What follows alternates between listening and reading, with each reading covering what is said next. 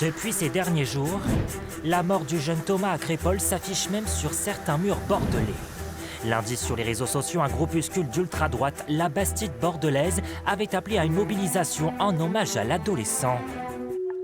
Après étude de la question, la préfecture décide finalement d'interdire le rassemblement, trop inflammable. Il ne paraît pas possible de garantir un cortège apaisé et l'absence de débordement. Active depuis quelques mois, la Bastide bordelaise semble être une copie parfaite de Bordeaux nationaliste, un groupe condamné puis dissous l'année dernière suite à des injures publiques et des violences dans le quartier Saint-Michel à Bordeaux. Ces dernières semaines, la presse relaie une montée des groupuscules d'extrême droite partout en France.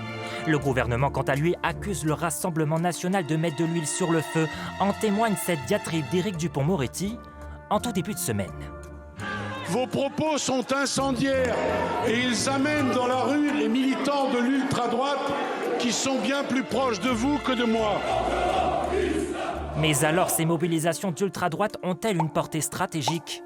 Un observateur du paysage politique décrypte.